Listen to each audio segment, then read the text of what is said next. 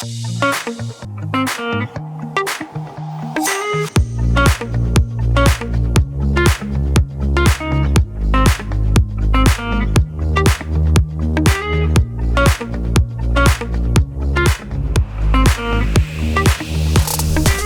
everybody, and welcome back. This is the Price to Sell podcast. I'm your host, Matthew Campoli. Today, we have another wonderful guest for all of you. We have the CEO of BrokerPocket, Mr. Eric Skicki. Welcome. Thank you for having me. Did I do that right? Yeah, absolutely. Was the last name right? Yeah. Okay, good. Sometimes I have problems like pronouncing. It's just a thing. I have that thing all the time. Okay, so we're on the same boat. Amazing. Absolutely. But thank you for coming, man. Absolutely. Nice place, by the way. Thank you. It's not mine. And usually it's a lot of realtors that we have on here, so once in a while we like to change it up. And today we're bringing on the tech side of things. But you do have a lot of experience in the real estate game as well, so we'll get into that. But give everybody a brief bio as to who you are and leading into what BrokerPocket is. Absolutely. So I've been a realtor for 10 years, but originally I never had a dream of becoming a real estate agent or even owning a business or doing none of the stuff I'm sort of doing. I kind of fell into the spot. Did it hurt? Did it hurt? No. When you fell? It was actually amazing. It's the best thing that ever happened. Oh, okay, good. But originally, how I started off actually is I went to become a police officer more than anything. Me too. I went to police foundations. Very cool. Sheridan, finished that. Went to York University, criminology, graduated with honors. And come 2011, I applied to the police force and I just didn't get in. Whatever reason, there was a hiring freeze, whatever it was at the time, didn't get in. And what sort of happened at that time is, I kind of made me discouraged from the whole thing because my goal, what I really wanted to do deep down in my heart was to become this police officer and eventually make hostage negotiator. I love the idea of high adrenaline, dangerous situations. It kind of excites me, that whole thing. And it was like a very devastating thing, something you set your eyes on and sort of don't get come accepted. And one day, 2011, I walked into chapter square one, picked up Real Estate for Dummies. Everybody sees those yellow books that you kind of see, and started flipping through the pages, and I saw that genuinely I was interested in this. And I sort of read the entire book from page 1 to 250 in one night. And the next day I went to a RIA and signed up. And that's sort of how I got started in sort of real estate, right? Yeah. So got in right away. And, I remember getting my license and being super excited and this. And this was beginning of December in 2011, became fully licensed. And I remember I was working as an armed guard back then, so still trying to get onto the force and, still trying to kind of build up the experience. So I had my firearm license, doing money transport, that kind of stuff. And December 20th, 2011, I arrived at my house. I was living with my parents at the time, 23 years old. And my house is completely engulfed in flames. Oh, wow. Yeah. It's like 3-level alarm, I think they call it, 23 fire trucks. Holy shit. So 4 days before Christmas, 2011, we lost everything. 3 cars in the driveway, the entire house, all our possessions, everything. So we spent Christmas, New Year's. What caused that? And I think, we don't know. It was probably, it was an old house, so probably like the knob and tube wiring or something and whatnot. But it was a very scary time because, I'm just getting started with real estate. I'm just getting excited. And I walk in and, the first thing I got to do is deal with this whole thing. And it's the first time in my life where my parents didn't want to deal with none of that stuff, so they kind of passed the whole responsibility back onto me, and I had to, have a very difficult year. My first year in real estate, but my first year in real estate in 2012 looked like this. Not only did I have to deal with an insurance company for that house, and if God forbid any of you have to deal with a fire and an insurance, it's something I don't recommend anybody to deal with.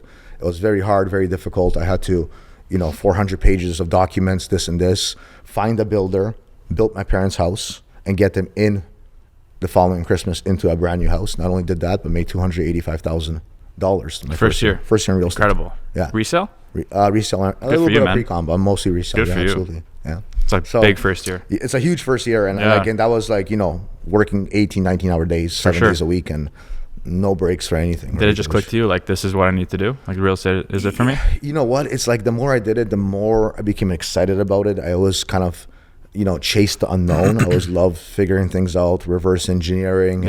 And I had a lot of admiration at some of the people already in the industry, how they were doing, especially the pre-con space. And the way I sort of became successful was, through a marketing background. So I started studying SEO, ranking on Google. So I became one of the top ranking agents for Mississauga, condos for sale, that kind of stuff. Started ranking really quick in the rankings. That's how I kind of rose up. Amazing. And then shortly after, you ended up opening your own office. Right. Yeah, and that's what's kind of crazy about the whole thing. And every year my income kept going up, and being licensed only 3 years. I remember I was licensed. I think I counted just over 1,000 days. I was 28 at the time, and I registered my first brokerage, Cloud Realty. Good for you. And it was scary because I didn't know what the hell I was doing. I still didn't know the law. I still barely know how to sell real estate. For 3 years in too. That's 3 years in. I barely got my license, this and this. And it's not like I even had, all these people ready to help me. I just kind of registered a brokerage and believed things would just kind of work themselves out. Yeah. That's crazy. And then when I first joined, I heard about Cloud.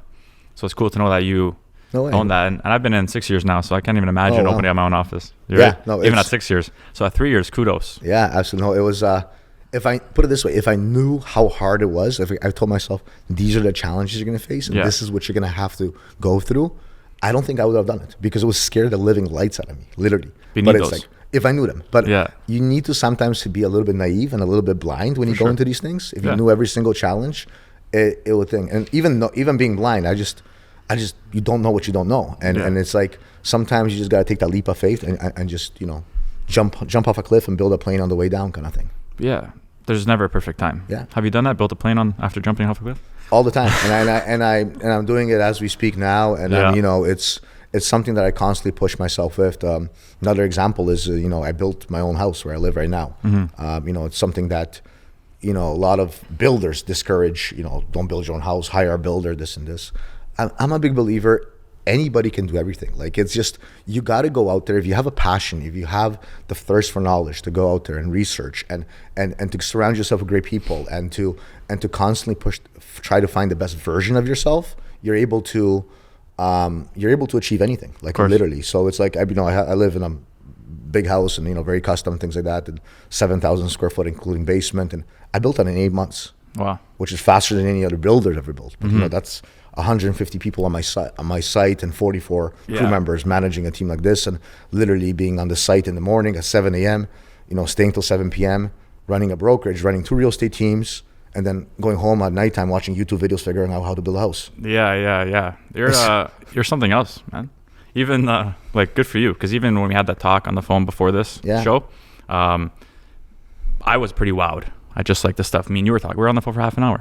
47 and then we just met. Yeah, even longer. So it's like you can feel like your energy. It's really cool, and you're able to scale in all aspects. Is what I've learned because of like the research you put in and the reverse engineering. So like your perspective on things actually helps you kind of move really quick. Yeah, absolutely. And everything you touch, it seems like, Well, it's a lot of it has to do with understanding that you have personal limitations to yourself. So it's like, become great at the stuff you're great at, and the stuff you can't, just outsource. That's a lot of my philosophy. And surround yourself with great people, great team. I have, three members here with me today. They're all awesome. They seem pretty cool, yeah. And they are cool. But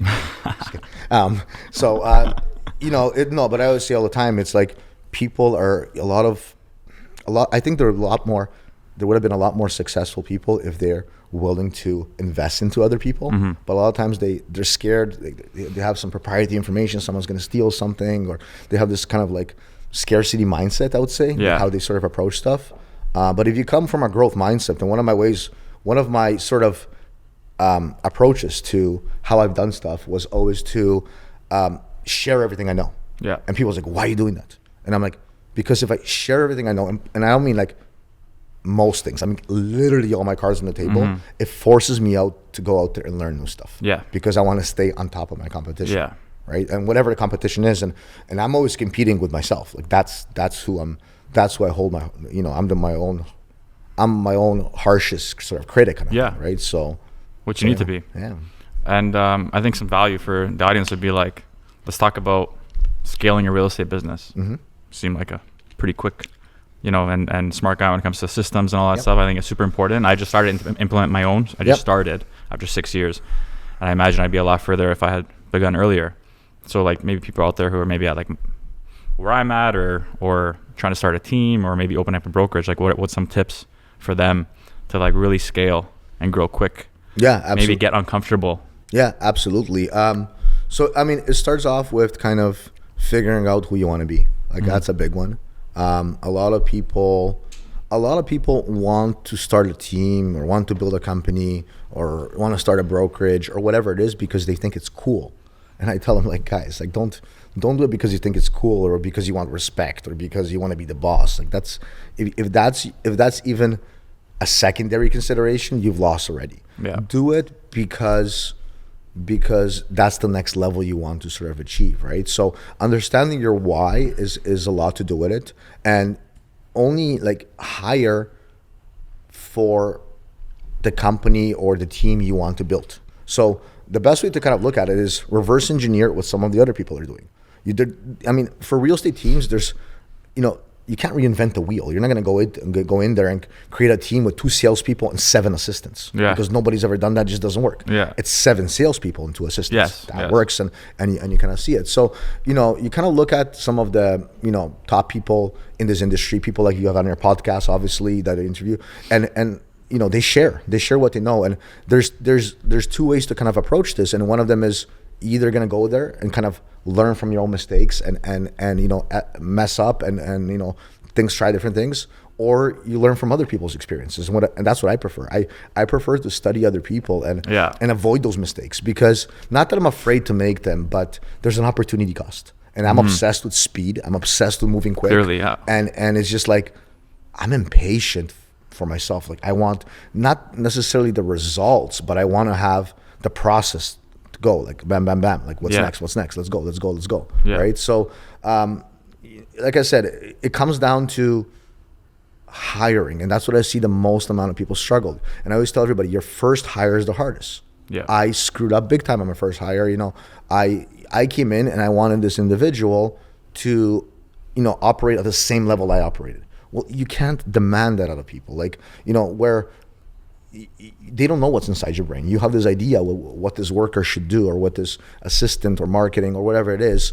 But you got to spend considerable amount of time investing. It's almost like a relationship. It's like you go meet somebody in the street and they're a perfect partner for you right away in every single way sense.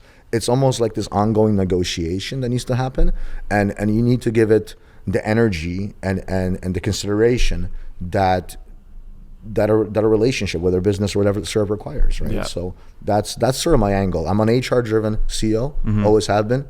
I always believe you take care of the people, money figures itself out. I agree. It's just a byproduct. Yeah, and everything. So that's like super cool. I love hearing that stuff. I think a lot of people will take away a lot of value with. So now, when it comes to cloud, you then opened up BrokerPocket, which is recent, right? Yeah. How long has it been now? So the idea behind BrokerPocket came about 18 months ago.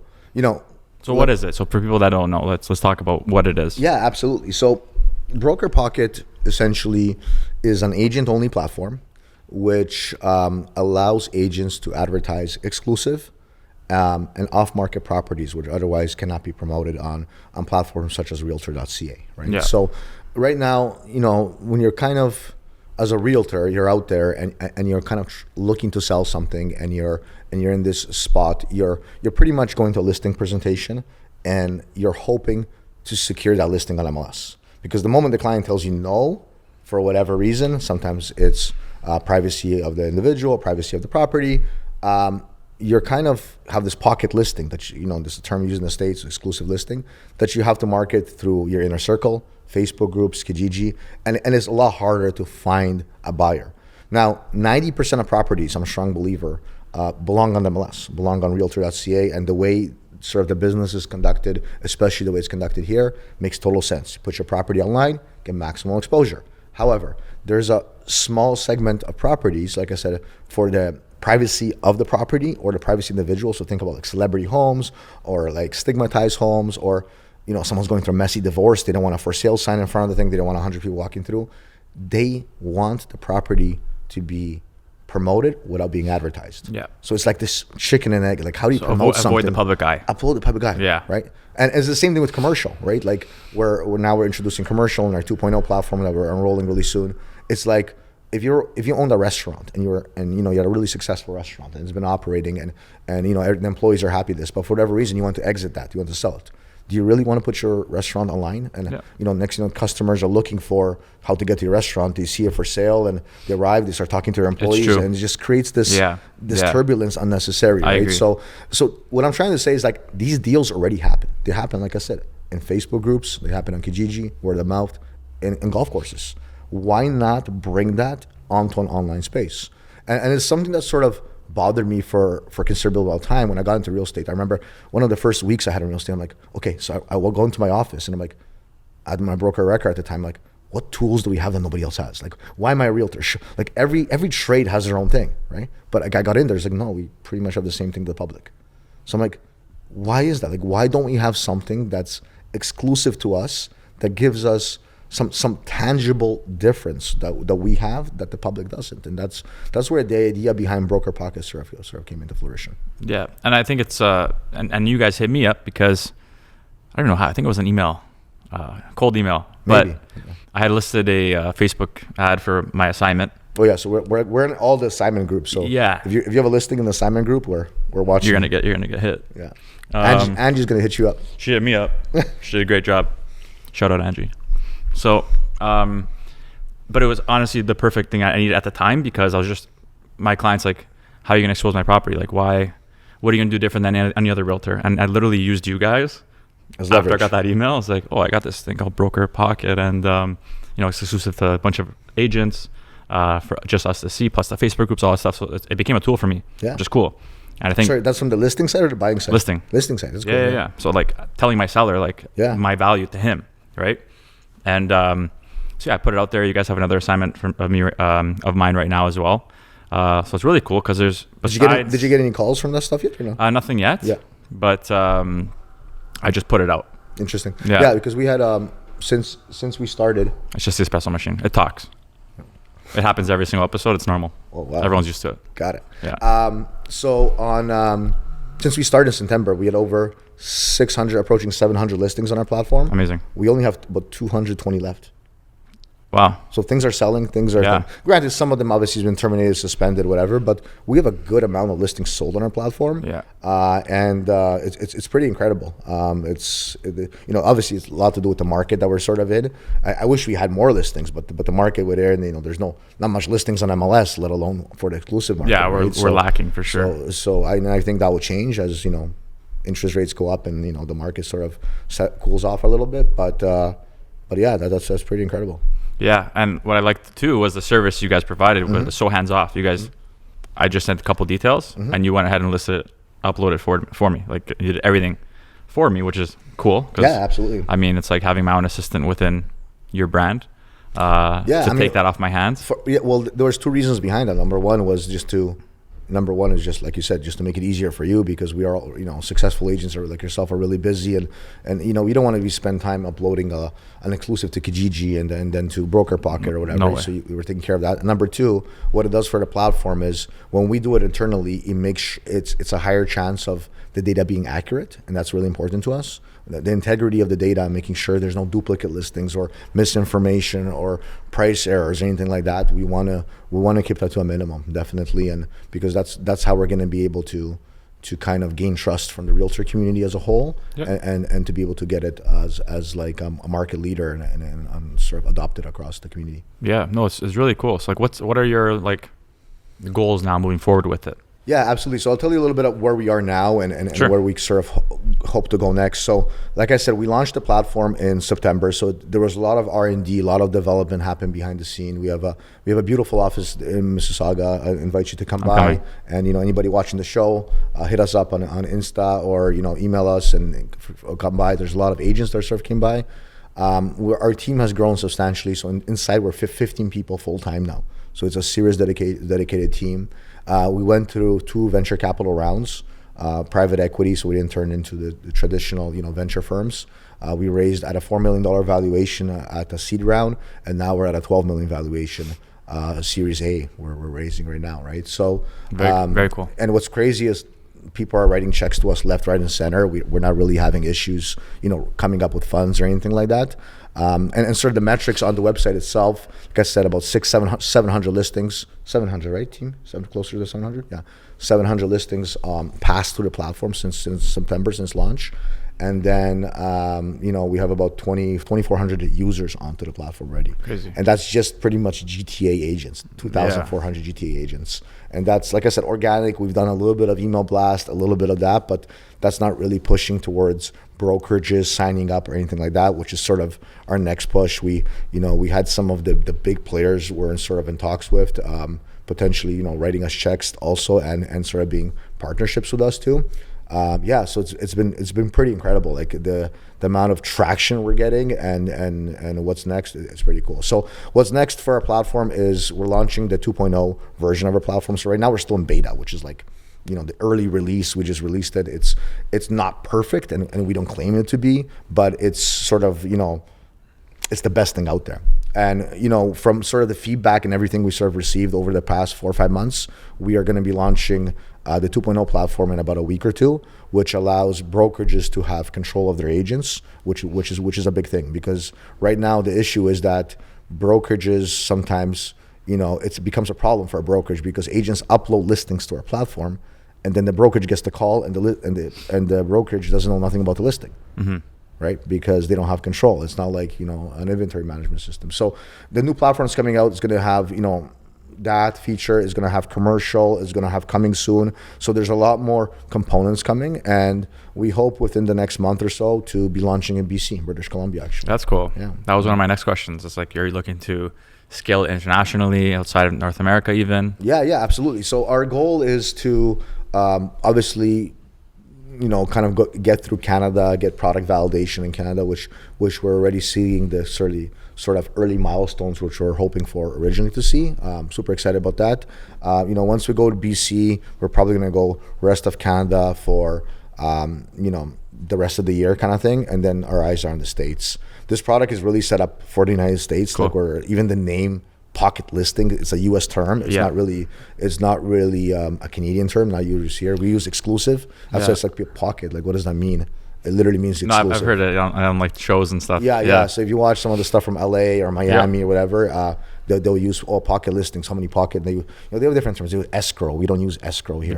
We know they have different terms in the States. So like I said, we're primarily set up for the States, and who knows where it goes from there. I mean, the States is a massive market. It's 10 times the size of what we have in Canada, and from there it can go virtually unlimited. I mean, it can be like, we can go Costa Rica, we can go international properties. We're building an entire referral system onto here too. So probably the first sort of state in the States we're going to launch is Florida, because our office does a lot of deals with Florida. Yeah. I'm currently looking there too. Yeah. And I have a lot of friends and stuff like that in Florida, set up Miami and stuff like that. So, when we do that, we're building an entire referral system. It's like a LinkedIn profile for every single agent, so you'll be able to do networking on the actual platform. Very cool. Which is really that's cool. Yeah, I like that. So that's so like there's so much components, and then maybe in a few months or something, I'll come back and kind of on the show and talk a little bit about some of the components and what agents are sort of utilizing at that time to kind of grow their business and maximize their sales. Yeah, and even beyond that, you're just like full of value. So I mean, people are gonna like what they hear and definitely want more. Mm-hmm. So generally speaking, now, where do you kind of see the real estate market headed from like a tech side of things, future tech? Like what do you think is going to kind of lead? Like right now, social media is massive. Yeah. Lead gen, all that stuff, Instagram. If you're big on it, you're likely doing decent. Yeah. Acquiring leads, maybe like the cold calling, door knocking still works, but more people are jumping on the social media side of things. So like, what do you think is next for like the real estate industry? Well, there's so many ways to sort of tackle and answer this question, but this is something that literally keeps me up at night thinking about. You don't sleep? Yeah, you should though. It's important. I try, but a few hours here and there. Literally, it's like the real estate industry is changing at such a pace that it's you almost can't compare it to almost no other industry, and the easiest way to look at it is the way I would say is, if you want to know where it's heading in Canada, just look down in the border in the States. We are always 5 years behind, especially California. Whatever they're doing in California, we're 5 years behind. We're slow to adopt. As Canadians, we're very skeptical here of technologies. We always think of privacy and intrusion and this and that, right? And that's fine, but understanding that is crucial. So few things are happening. This is what I see. I think the consolidation of brokerages is a big one. Brokerages powered by big tech will have a big advantage over the next few years. I think brokerages sort of like the old traditional name brands that haven't done much other than reposition their logo in the past 10 years, 20 years are going to be in trouble because they're going to have trouble adding value. I think some of the lead generation brokerages out there, there's a few of them big players in Canada and especially in Toronto. They're going to be doing well. I think individual agents who really take a market position, like you said, on social and really solidify their voice and who they are and what they're about, really will do well. And the shift that I see, and the reason I'm doubling down on BrokerPocket is really outside, not non-traditional, I would say, it's almost like players outside the real estate space will disrupt the real estate space. It's not within. We're so busy waiting for the disruption to come within, but it never does. Yeah. Uber wasn't disrupted by a taxi company that came in and changed everything. Airbnb wasn't disrupted by Ritz-Carlton. Yeah. Right. So the disruption for real estate in the tech space is coming from the outside, kind of like BrokerPocket. BrokerPocket operates literally outside of regulation, traditional regulation. It's not bound by RICO. It's not bound by TREB. It's not bound by Korea. Because we're not trading real estate. Yeah. We're not. We're just a platform, just like Kijiji, exclusive for agents, right? So when I look at disruption, when I look at tech, when I look at everything that's coming down, like I said, I think the States has done a better job at providing value towards their clients, their agents. We're still behind, like in a lot of ways. Like there's in the States they have Zillow, they have Trulia. We don't have a competitor to Realtor.ca here. Why? Yeah, I mean, is Zillow comparable to Realtor.ca? No, Zillow's private. Okay, Zillow's private, and Zillow is. What about like a House Sigma? House Sigma is very client centric. House Sigma is amazing. Like, I love their app and everything else, and I kind of know some of the I don't know them personally, but I know of their stories and things. Those guys, what they did is amazing, and it's kind of cool because House Sigma is the app, is the platform for clients. BrokerPocket is the counter company of that, and the platform for agents. So and it's like we're not competing against each other. We're just one's playing basketball, one's playing soccer. But it's kind of cool because they're very client centric and we're very agent centric. And this is why House Sigma was actually a big inspiration behind this too. I kind of see this product market fit and what they've done for the client consumer experience. Collecting all that data and stuff like that is amazing. Obviously, there's a whole other side, like are they taking away business from realtors and this? Like that's a separate discussion. But I mean, like simply as a client, as a consumer, as someone going through and looking some of the data, they've done amazing things. And we hope to do the same thing for BrokerPocket to elevate agents to a certain level. So you think we're going to adopt more platforms like this as we advance? Yeah, absolutely. First of all, there is no platforms like that. Yeah, it's true. In Canada, there's nothing out there. It's not like there's bad platforms. There's nothing there. Yeah. And it's partially to do with that the market is actually pretty small. Like we have 3 markets that matter. We have Vancouver, Toronto, Montreal. Yeah. That's the real markets that really matter. Yeah. In those 3 markets combined together are smaller than all of Florida market. Right? So that just tells you like the opportunity down in the States, right? So I think, like I said, I think, with some of the laws in place here, it's made it very difficult for tech to come in here with privacy issues and everything else. I'll give you another example. For example, Zillow down in the States has something called a Zestimate, right? Which essentially is an AI-driven system that uses, I believe, 900 points of data and is able to look at any given house, whether it's listed for sale, not listed for sale, and sort of spit out a price and say this house we believe is listed there. And how they're coming up with the price, they're tapping into renovation data, they're tapping into permits, they're tapping into all these things that, property taxes, this 900 items. And they're able to, because they have so many variables that they can tap into, they can come up with a very accurate price. In Canada, they haven't been able to do that. There's like 7 data points you can use. Yeah. Because everything's, that's private. That's private. You don't have access to that. We don't give away this. We don't give this. In fact, I believe it was Zillow. They had a competition a few years back, and I don't know if nobody entered or nobody actually came up with a formula. They were giving $1 million prize who can come up with a somewhat working estimate in Canada, and nobody was able to do it. Really? Because you can't get the data. That's the problem. There's roadblocks everywhere. So BrokerPocket's on a mission to create its own data. Like we have our own sold data. We have our own thing. Yeah. And how we're gonna utilize it, we're still gonna kind of figure that stuff out. But this is what I'm saying. Like it's the disruptors for real estate is gonna come from outside the industry. People are waiting. Oh, which brokerage or which agent? It's not because they're just spitting the same message again and operating the same sandbox. Yeah. And in Canada, the sandbox is freaking really small. Yeah. There's only so many ways you can move the sand around. So you gotta bring the beach over right on the other side, and you gotta think outside the box, like completely different. And the only way to do it is to operate literally outside of regulation. Yeah. Yeah. It's super interesting where everything's headed. Yeah. And it's so fast paced now too. Absolutely. So as we near the end here, I know we can go all day. I love the information you provided. For any like newer agents out there, agents who are maybe just stuck in a bit of a pickle, what would be some like tips that you can provide them to maybe excel their business, grow, scale it? Absolutely. A big part of, I think there is a fundamental message that's sort of broken of what it takes to be a realtor and what it takes to be a successful realtor. I think OREA, which is, the place where realtors get educated, used to sell it as a career.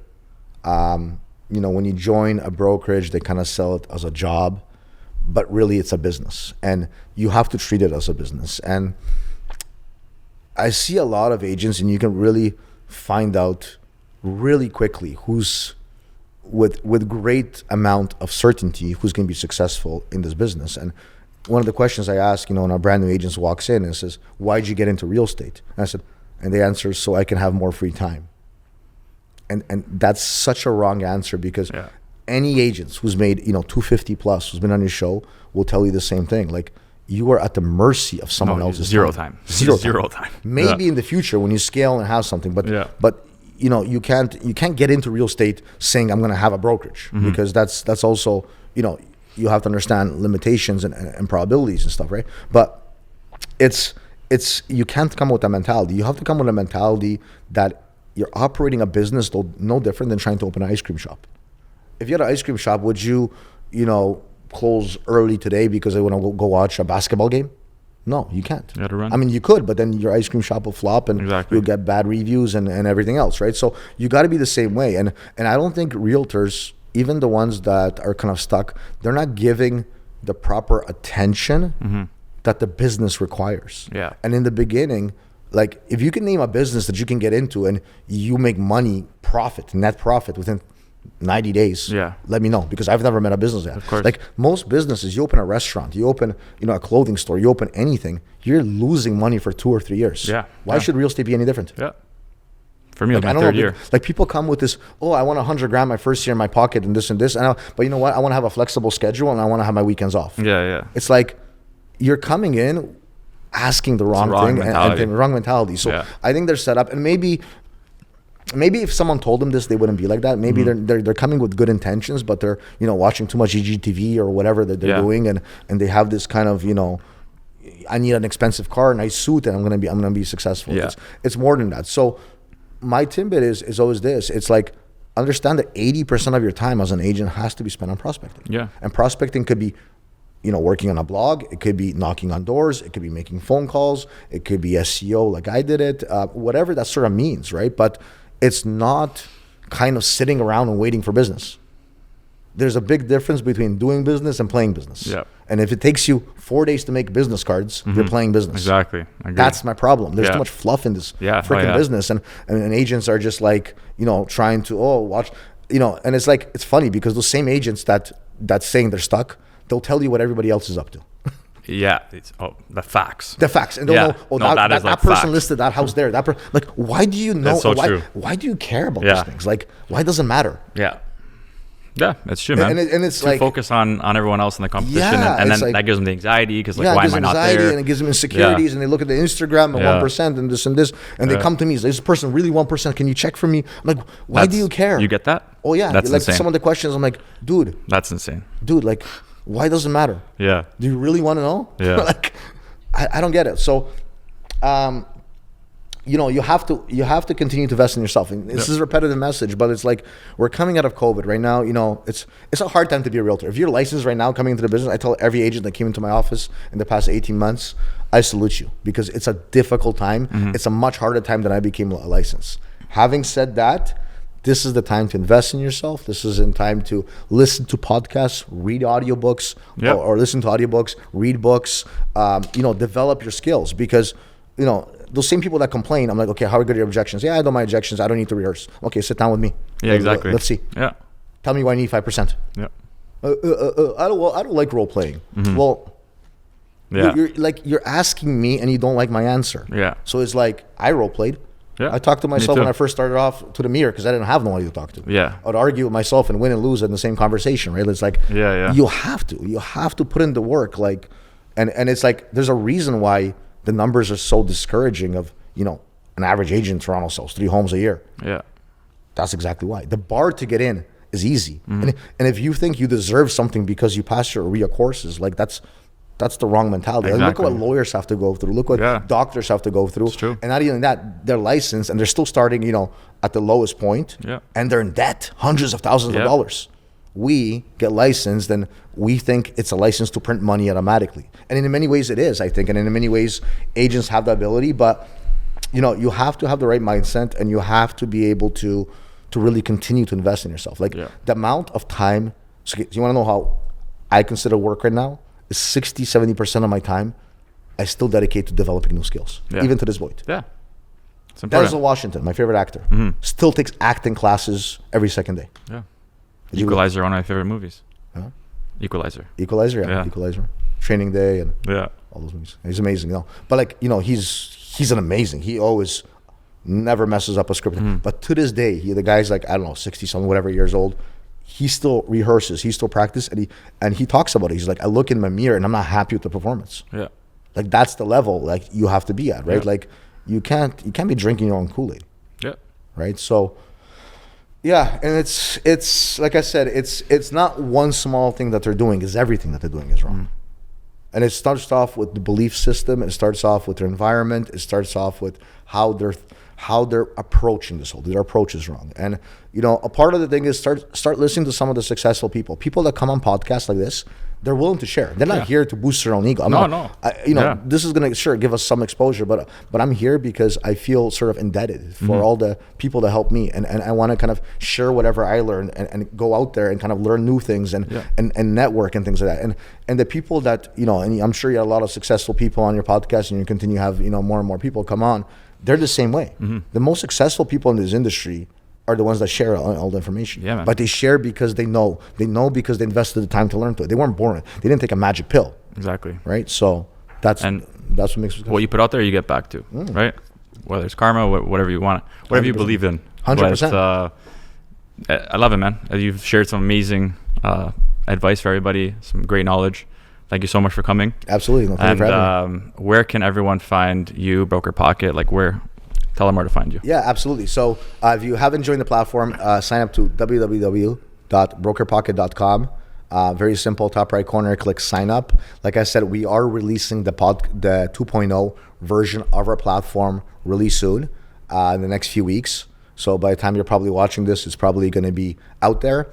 At the same time, make sure to follow us on Instagram. My marketing team is waving here at me, making sure that I give them a plug.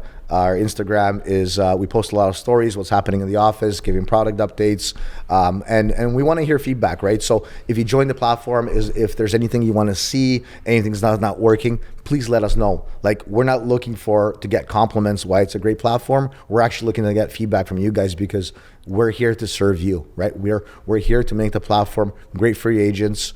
We believe this is something that, the more agents adapt, the more agents kind of come on, the better it's going to be for the entire real estate community. Because like you said yourself, it's going to be something you can give your clients, whether you're from the buying side or from the listing side, as a competitive advantage. Why you should work with an agent or work specifically with yourself, right? So, for those that have joined, like I said, feel free to come by our office anytime. We're at the office most days. Reach out to our team. Can I drop by? We're the way we are on the show. That's you have espresso? Do we have an espresso? Yeah, we have something. I'm there. But ours doesn't make the noise. Yours makes. Well, I mean, maybe I'll tell the guys. Maybe you mentioned need that. something like WD-40 in there. Something. Yeah, we'll fix it up. Fix it up. No, all jokes aside, now come by. We have a pool place, and I hope to see you at our office too in the next few weeks. Definitely. And guys, BrokerPocket, check it out. I use it myself. But thank you again for coming on, and to everyone watching, again, thanks for tuning in. Like, subscribe, and share, and we'll see you on the next one. Awesome. Thanks.